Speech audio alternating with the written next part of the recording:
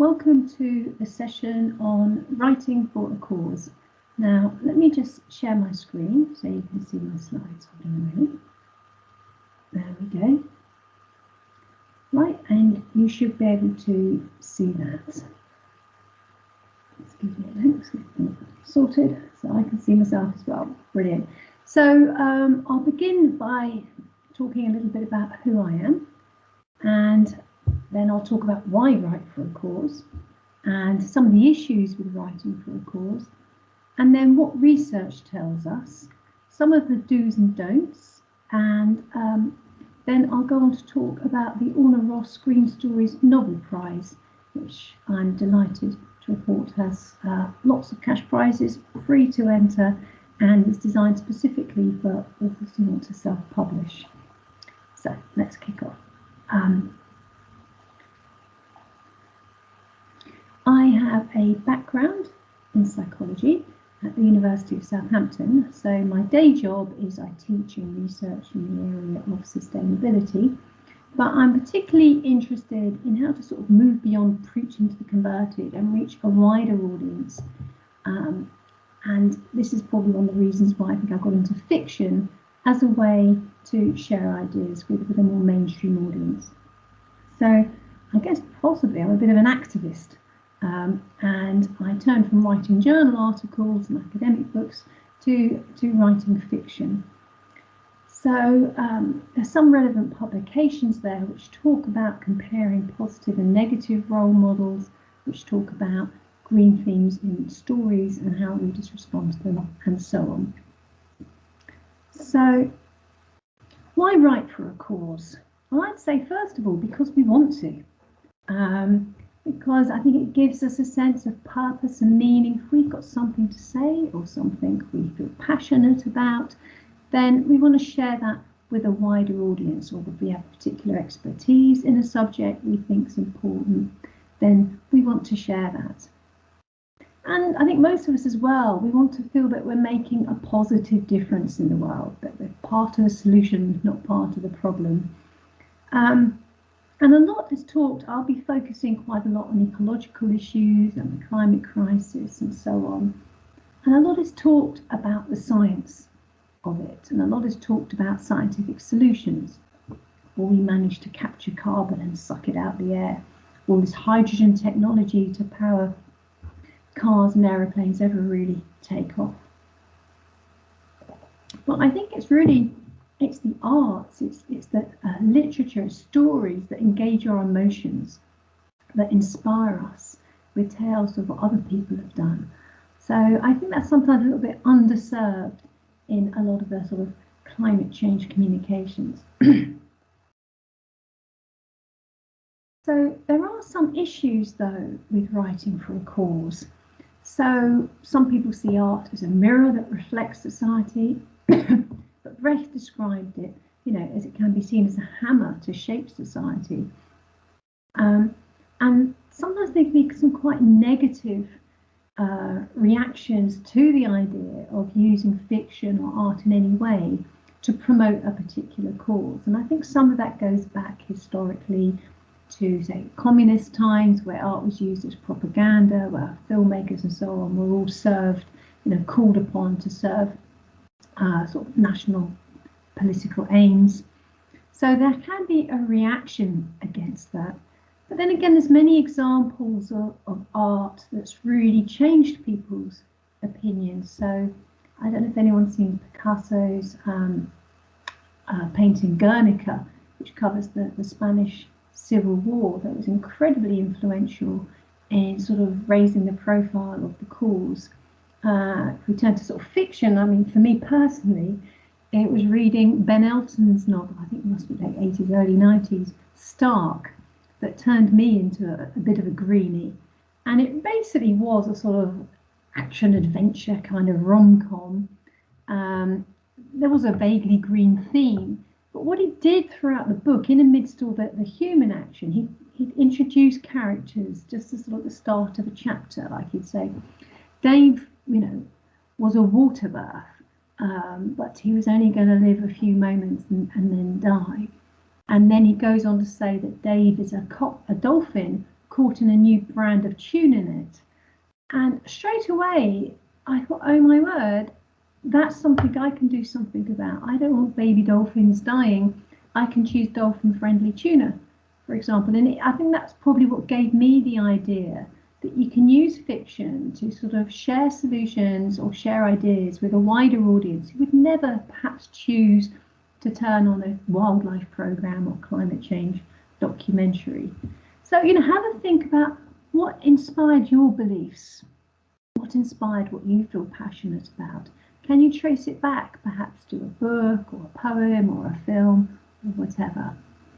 The trouble is, though, that art as a kind of propaganda can go horribly wrong if it's not done well. It can come across as incredibly preachy, as condescending. If it's too heavy-handed, it could be very clunky. So there's a lot can go wrong with it for all the reasons to try and do it. So this is, I guess, one of the reasons I decided to do this talk, to try and share some of what I've learned from research and from my own writing experiences on how to do it well and how to do it effectively. So they're two different things. Doing it well or engaging the reader. Doing it effectively or promoting the cause and behaviours and attitudes that you want to promote.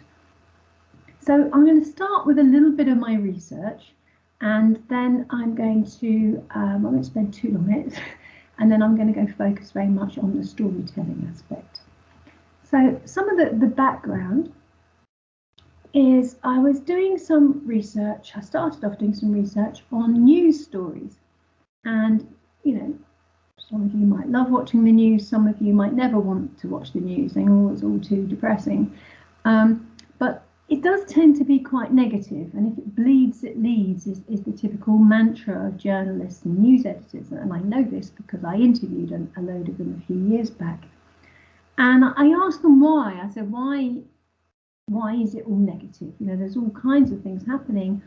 Why is the whole sum of human misery, wars, disasters, crises, basically delivered to our brains several times a day, and just that? And they said, because you've got to tell people what's going on so they can do something about it. If they don't know, they won't care. So I thought, well, is this true? So I did some research and I exposed people to positive and negative versions of several kinds of news stories. So an example here is the environmental one. Some people were shown a story about issues in the ocean, plastic, coral bleaching, acidification, and some were shown more positive stories about projects where people were cleaning it up and doing something about it. And then I asked them for how they felt, and unsurprisingly, the positive stories made people feel optimistic and hopeful and happy, and the more negative, catastrophic ones made them feel worried, alarmed, depressed, pessimistic, and so on, anxious. That was not a surprise. But then I asked them how likely they were to adopt more environmentally friendly behaviours, make their opinions felt through sort of protests or petitions or whatever, or writing to their MP, or donate to a relevant charity. And that's why I found real clear differences. And most people intuitively, especially if they've seen the David Attenborough wonderful programs, would think, well, it would be the alarmist ones that would really prompt people to action. But actually that wasn't what I found. I found a very strong and significant effect that the positive stories were much more likely to lead to action. And I did this twice. Once was sort of qualitative, where people spoke about how they felt, and one with a more survey-based one. I got the same responses. And I thought, well, why could that be? Now I'm going to take you on to, again, I'll be very brief on the research, but probably the best known psychological theory of behaviour is the theory of planned behaviour. And Atchison says that how we behave depends on our attitude towards the behaviour, and that depends again on our knowledge and awareness of it. It depends on what everyone else is doing. So we tend to follow the crowd, or do what we think will be judged positively by our peers, and how we feel able to do it, perceived behaviour control. Can we do it? So if you take, say, recycling behaviour, you recycle if you had a positive attitude towards it, if other people were recycling and would judge you badly if you didn't, and if there's a recycling bin available. And actually it's this bottom one that's most important and can go directly to behaviour. And what tends to happen when anyone's trying to communicate a cause, such as sort of environmental issues, they tend to focus on attitudes. They tend to focus on knowledge and raising awareness. But actually, there's a whole load of research that says there's a real attitude behaviour gap. So people might say they want to be green, for example, whether or not they are is a completely different thing. We don't always do, act in accordance with our attitudes. And in fact, it's the being able to make a difference in how other people are behaving is the most effective aspects of behaviour. So the most important aspect is feeling able to make a difference, and also how that behaviour is judged by others. So that gives you tips straight away for how you could write, say, effective climate fiction. You don't necessarily focus on raising awareness, you focus on perhaps positive role models, or showing green behaviours being approved of by others, or showing simply how to do certain behaviours. So that tends to be a shift, because like I said, most people focus just on the awareness aspects. So once I started learning about this, I thought, because I also teach business ethics and sustainable business, and I thought, perhaps I'm doing it all wrong. So I, along with a lot of other lecturers in that field, I tended to do a lot of my teaching based on role models, generally negative ones. So I'd pick a case study of a business that had gone terribly wrong through some ethics scandal and say, don't do that. And I thought, well, actually, what I'm doing is showing that most businesses do that, or implying that you shouldn't.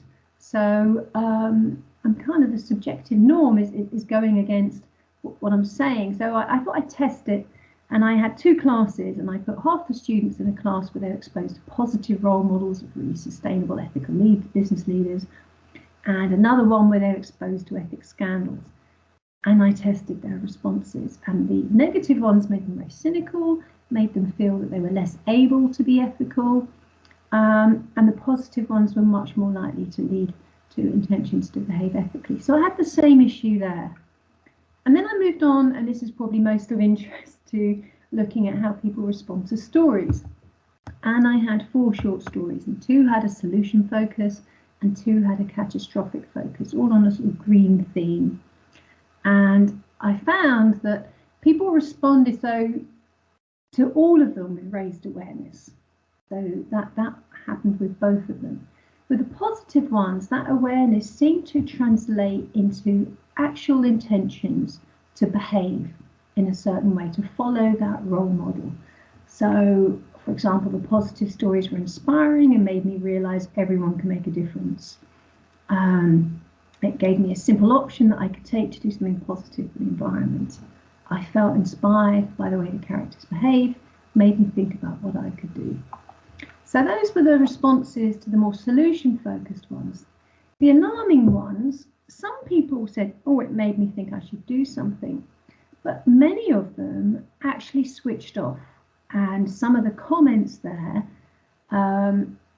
seemed to indicate that people would go into avoidance mode, they'd go into denial mode, or it'd make them feel very powerless. So, and a lot of the comments were more like, I feel something should be done, but it probably won't be, rather than I will now do this as a result of the story. So again, it's probably counterintuitive. I think most people will think if you scare people into action, it will make a real difference. And my results fairly consistently showed that you also need the solution focus. So people don't all respond the same way, but I guess that the summary of the findings is that solution-focused stories with a positive tone were more likely to inspire greener behaviours and a proactive mindset to address those issues than stories with a catastrophic focus. And when you kind of delve down into the comments, it seemed to be because the catastrophic stories either made people avoid the subject or switch off or left them feeling helpless. So, despite this, if you think about certainly climate crisis communications, pretty well everything related to that focuses on raising awareness of the horrible things that can happen. And this is very important. We do need to know there's a problem before we can deal with it. But if that's all we see, then that's not going to be very effective. I tend to think that raising awareness on its own is kind of like revving the accelerator while not in gear, if you know what I mean. It's like it can cause a lot of noise, but you're not going anywhere. Whereas if you tie it to solutions or things people can do, then you're actually going somewhere. And I do worry a lot about alarm fatigue, or sort of eco-anxiety is a big thing now. And I think my research seems to suggest that if you can put solutions to the problems you're raising awareness of in your stories, then you avoid that and it can translate more into effective action. And this is a problem, and this is why I set up the Green Stories writing competitions, which I'll talk about in a minute, because try and think of a book or film or TV series set in the future that isn't dystopian. All I can think of is perhaps some of the Star Treks are quite positive, but most of them are really dystopian. And I do think, wouldn't it be nice if we could, as writers, you know, with our wonderful imaginations, try and develop positive visions of what a sustainable society might look like if we did it well. So we've got something to aim for. So I guess my research seems to say that if you're always talking perhaps specifically about your issue, and I'm using climate change as an example, you tend always to be preaching to the converted because other people won't engage in that. And those who do kind of already know. And you can sort of lead to avoidance in other people. So I'm going to move on now from the research to looking at the book that I wrote that aimed to address this issue, and some of the do's and don'ts of doing it well. So the engagement aspect. How can you write for a cause without it seeming massively clunky and preachy? I'll warn you now, it's really not easy. So there we are. Habitat Man has just been published, and it's a kind of eco-themed rom-com with a hint of mystery. And my aim in writing it in a way was to kind of smuggle green solutions in without the reader even noticing. So I tried to make them rise naturally as part of the plot.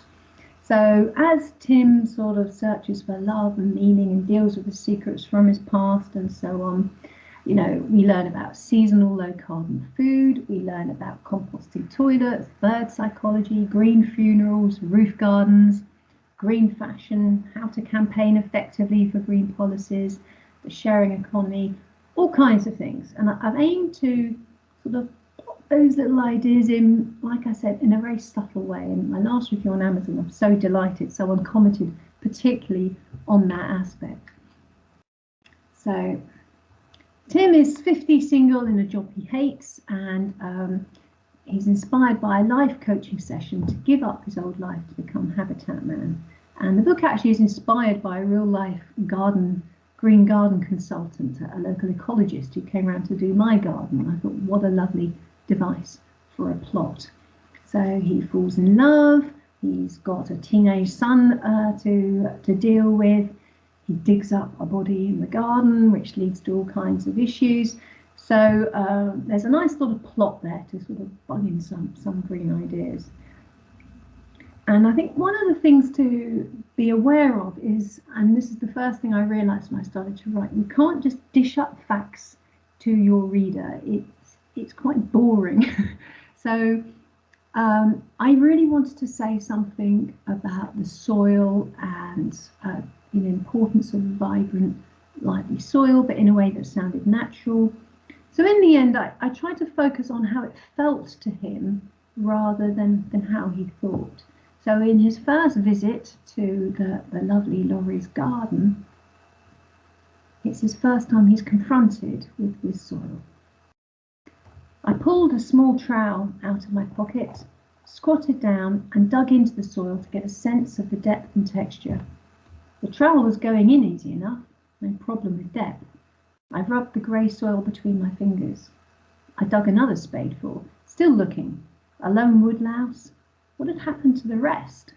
Where were the worms, the springtails, the beetles, the millipedes? These were the building blocks of the food chain. I felt a jolt of anxiety in my gut. I'd not dug in soil for 20 years.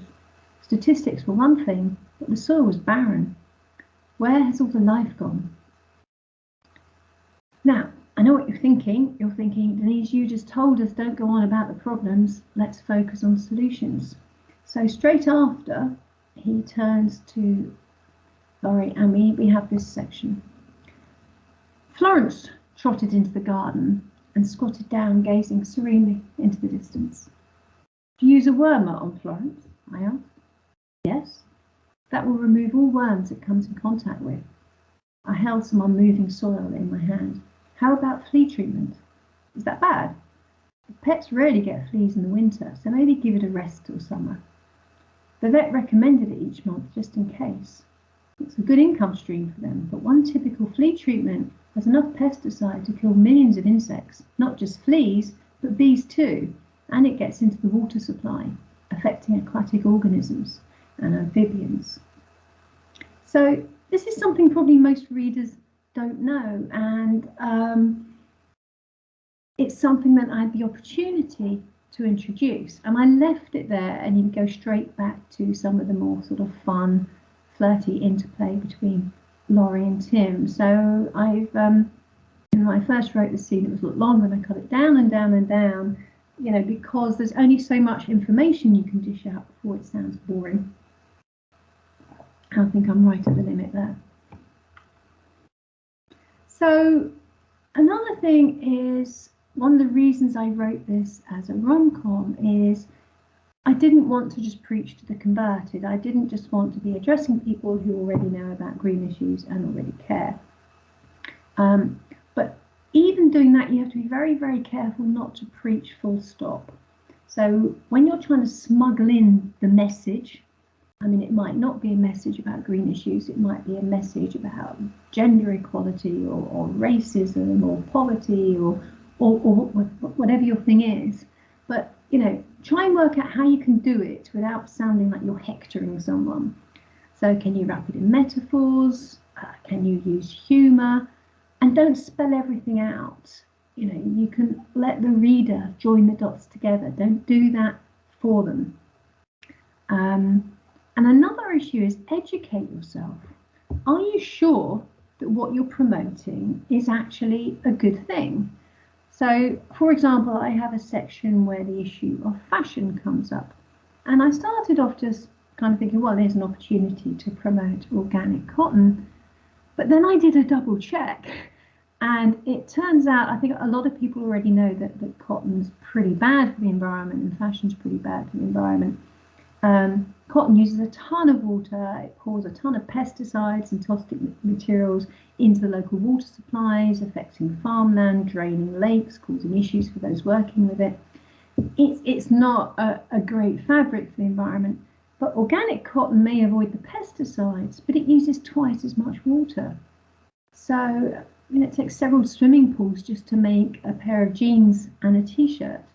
So it's not actually a particularly sustainable fabric. So things like hemp, linen, which comes from flax, I think tencel is a new fibre I've learned about, are more environmentally friendly. So double check. You know, if you're taking it upon yourself to tell people in any way how to behave or what to think, make sure you know what you're talking about. Double check your facts. And a great example of this is I was searching around for a book that I thought did include green solutions in fiction aimed at the mainstream.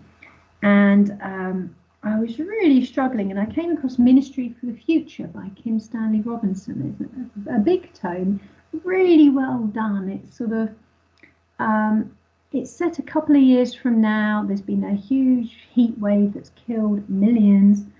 And then the UN set up this ministry for the future, and it sort of plays out actually how we might go from where we are to a more sustainable future. And a lot of it's incredibly realistic. It's well done. Trouble is that a key part of his solution was to tie finance to carbon and leverage investment in low carbon technologies.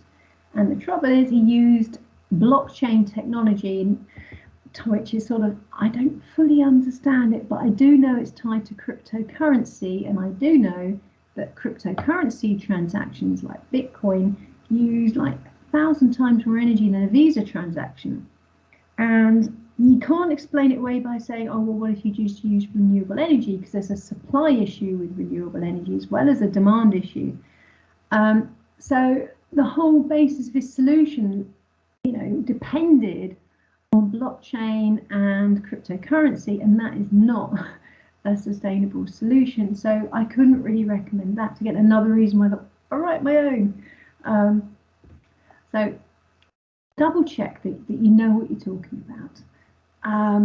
Now, I had, again, coming back to the Green Stories competition, we ran a children's novel competition a couple of years ago, and we had a lovely entry about guerrilla gardening, and it was a real guerrilla doing gardening. And the idea was, wherever they saw a bit of scrub, they pull it up and plant pretty flowers.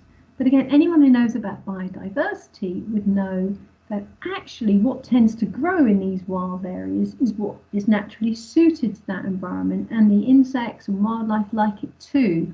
Pulling it up to plant something that doesn't belong there is not actually particularly good for nature or biodiversity. And that prompted a little extract from Habitat Man.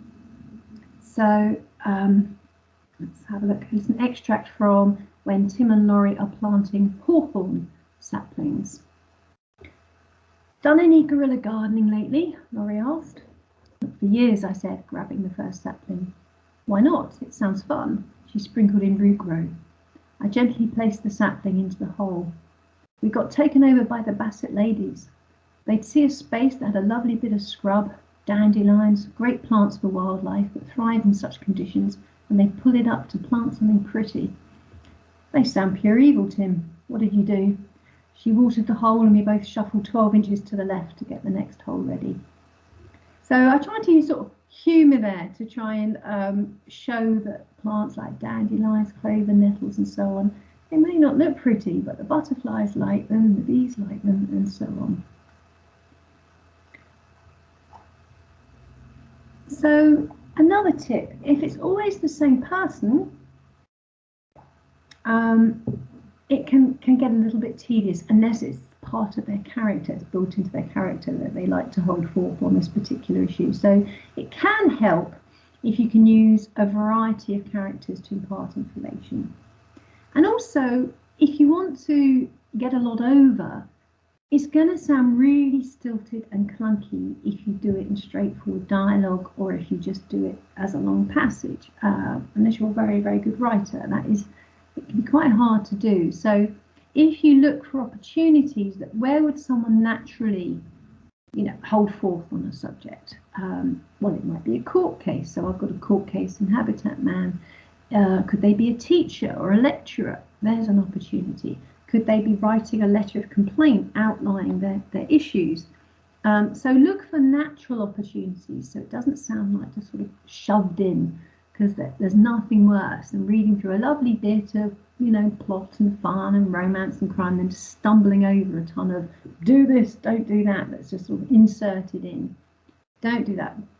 And the best way not to do that is to show rather than tell. So I was doing a talk the other day to the Irish climate writers, and one of them said, well, I've got a nice plot point where there's a family having a picnic and they leave all the litter behind, and I want my character to tell them off, but I don't want her to sound preachy. And it's like, well, how would you show, not tell? Perhaps a dog could come across that, eat the leftover chicken bones and choke or something. So you can show that it's having an issue rather than having to say it. So always look for those opportunities. So there's a workbook attached to this, and in the workbook I ask you to think of an issue or a behaviour that you want to promote. So, and translate that into actions that you'd like the reader to do. So maybe try and list between 3 and 5 actions. I mean, it could just be one really good one. It doesn't have to be 3 or 5, but let's try and do that. So, for example, in Habitat Man, I wanted people to do home composting. I wanted them to put a pond in that back garden, and I wanted them to, plant native plants that are good for wildlife, for example. What actions do you want your readers not to do?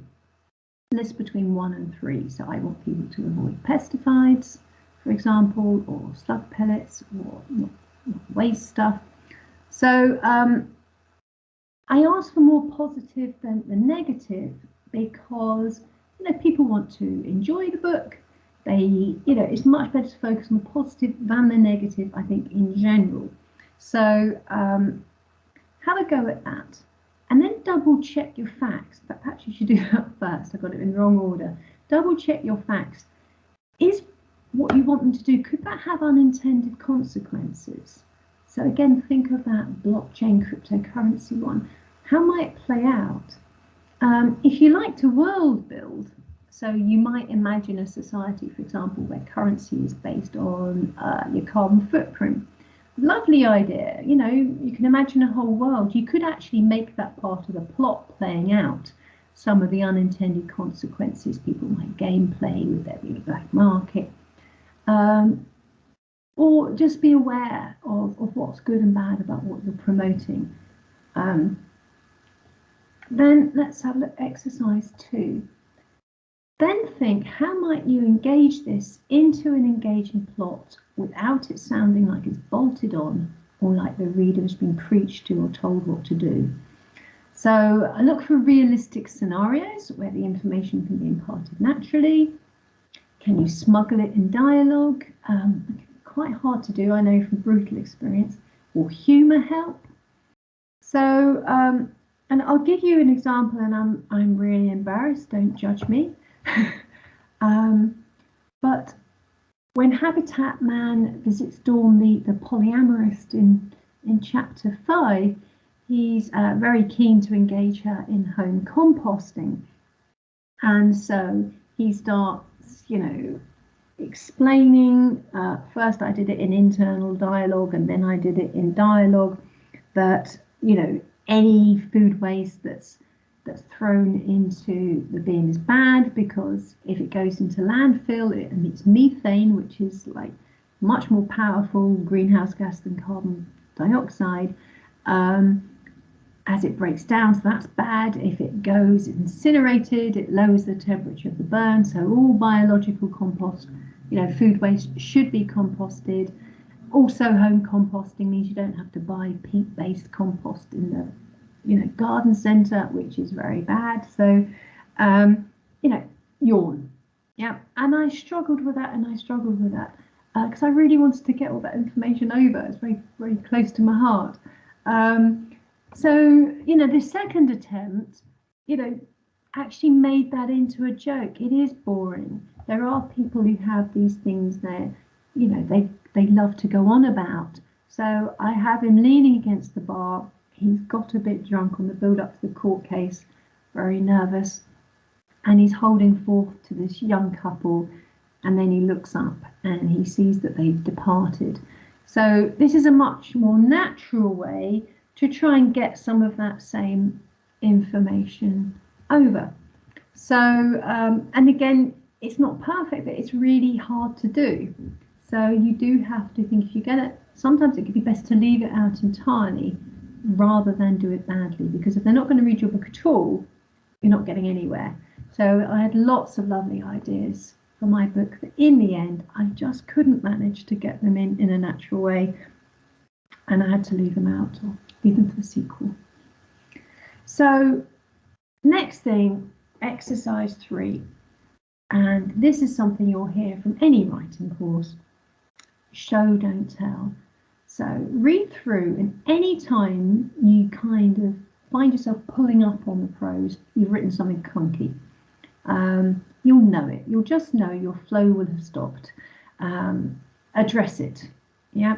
I often find that, and if you write a lot, you'll find you tend to lie to yourself and rationalize it, but in your heart, you know it's not working. So try to think, how can you show rather than tell? So I worry a lot about burials and the horrible chemicals that they put in, formaldehyde as part of the process, and I worry about all the lovely wood going into the ground. So, you know, I have a body in mind. I thought, well, let's bury this body in a willow coffin in a natural burial, you know, and I didn't have to have him going on about it or explaining it. I just set it in a beautiful back garden, you know, bees buzzed, birds sang.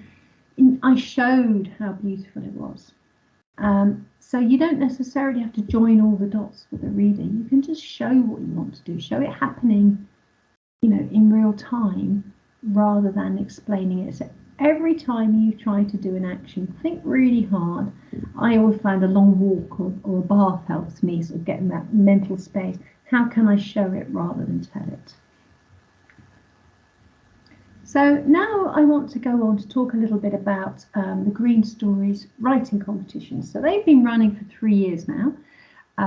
We've did a variety of formats. We did short stories, and we've actually got an anthology of short stories that came out from that. We've done radio plays, screenplays, TVs, and so on. But I'm focusing now on novels and short stories because it's kind of almost not fair to get people writing scripts when it's really hard to get them made, and actually your best chance of getting a script or TV series made or film made is to write a best-selling book and get it adapted. So I'm focusing very much on those. And I'm delighted to say, and you'll all be familiar with the name Orna Ross, who set up the Alliance of Independent Authors. She is sponsoring the prizes for the foreseeable future. So we've got an Orna Ross Green Stories Novel Prize coming up end of December. And we got £1,000 for the winner, £500 for the runner-up. And it's not just about that. We're, like I said, we're particularly aiming it at those who like to self-publish. So we like the book to be, say, in draft form, maybe 50% complete. We ask for 3 chapters to begin with. The first chapter, a chapter that best demonstrates how you meet the Green Stories criteria, and another one of your choice, perhaps the end if you've got that far, and a summary. And the winner we will try and mentor towards actually getting it published. So you will get free membership of the Alliance of Independent Authors. We've got a half-price manuscript appraisal we can offer, which definitely is a full structural edit, really worthwhile. And then once it's, you know, published, we will then help promote it through our Green Story network. And we've also got a short stories competition coming up in spring. There's one for adults, I think the deadline is 21st February, and one for under 18s, which is 3rd of March. So criteria for winning are twofold. First and foremost, it has to read well, because it can be as, you know, eco-friendly or whatever as you'd like, but if no one's going to enjoy reading it, there's kind of not a lot of point. So the story should be engaging. But the specific Green Stories aspect is a green theme isn't enough. So, for example, I'd say of our previous competitions, 90% didn't really meet the criteria. Like we had, I don't know, maybe 20 entries just on rainforest destruction with eco warriors, off on very exciting trips to find fight dastardly tree fellers. But who doesn't already know that rainforest destruction is a bad thing? You know, we all know that. So a story about that doesn't move us forward in any way. But what contributes to that? Okay, well, for example, clearing land for beef. You know, clearing land for hardwood. So perhaps if you have a story that promotes veganism, or a story that talks about reusing wood or not burying a coffin in a mahogany coffin, but a willow coffin, you know, translate it into solutions that readers can engage with. You don't even have to play the green card to mention a greener behaviour. So this has been a real issue, actually, that the lack of stories meeting the criteria. It's one of the reasons I'm sort of doing this event and other events, to really try and steer people into what we're looking for. So there's a number of ways you can kind of inspire effective action. One is give us something to aim for. Like I said, very few books set in the future are positive. They're almost always dystopian. So what might it look like if we've done it well? And I'm just going to stop sharing the screen for a moment here, excuse me, and show you the Green Stories website. Let me get back on and share again.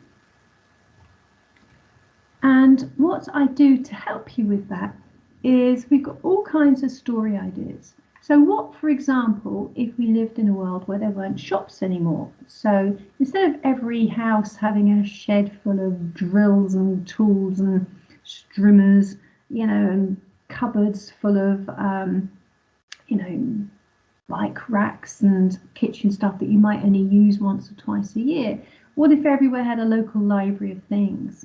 What, instead of having wardrobes stuffed with clothes you hardly ever wore, instead of fashion shops, we had fashion libraries? You know, so what if your heroine's going out for a lovely meal and she, instead of going to, you know, you always have that scene in a movie where she's trying on lots of gorgeous dresses to some admiring suitor, well, perhaps she's going to a fashion swap or a fashion library. So what if we replaced ownership with borrowing? Straight away, we'd reduce consumption. I mean, we're using about 5 planets worth of resources. We have 1 planet. So this is a lovely way where everyone can get access without putting an increased burden of waste and resources. What if, instead of, you know, measuring success by the GDP, which measures consumption, we measured success by well-being? So governments had to show that everyone was happy. How might that affect policies? What if, and let me click on some of these so I can show you what it is. About 12 years ago, there was a lot of talk about having a carbon credit card where people had a limited amount of carbon they were allowed to use. So what if someone's paying a bill with a carbon credit card? What might it be like if currency's tied to carbon? So what I do is I give you all these different ideas, and then I give story ideas of, you know, what it might look like if it was the focus of the story, what it might look like if it was more peripheral, and there's all these kinds of things here. So there's lots of resources there that can help show you how to do that. So if you want to world build, there's plenty there. Just imagine a society where we borrow rather than buy, where currencies, there's no money, but it's based on how much energy we use, for example, where governments have to jump to the tune of well-being rather than consumption. So what might it look like if it's done well? Yeah. Let me now stop sharing and go back to my presentation. Let's have a look. Excuse me, here we go. So that's one way of doing it. Or it doesn't have to be a world building event at all. It could be a standard kind of book, maybe your normal crime procedural or a rom-com or a family drama, and you just smuggle green solutions in. So that's certainly what Habitat Man does. It just takes a standard sort of love story with a bit of a mystery thrown in, and I sort of put in green solutions along the way. Or you can just have positive role models is another way of doing that. So I think I've covered this already. The Green Stories Writing Prize. It's about putting in your works in progress, and then the winner we will then support, we'll give some money, and we'll help them take it towards publication. So do feel free to contact me. We've got quite a lot of workshops coming up. We've got one in Southampton, which is a sort of actual writing workshop to do the kind of brass tacks of writing stories and getting feedback. So that's one where you physically attend and it's free and you would be welcome to attend. So check out the Green Stories website for that. Habitat Man is available to buy now, so it's a good fun book. I would love to hear feedback from it if you enjoy it, and it is a good example of writing for a cause. And I'm also available to speak as podcasts. Like I said, I'm really trying to spread the word because there's so many examples of this not done well, but it can be so effective when it is done well. So I do want to sort of share my experiences and my research on how we can write really engaging stories that spread the message we want to spread and do it effectively. So thank you very, very much for your attention, and I hope some of you will enter the Green Stories writing competitions. So they are free, and I look forward to reading your entries. Thank you for your attention. Bye-bye.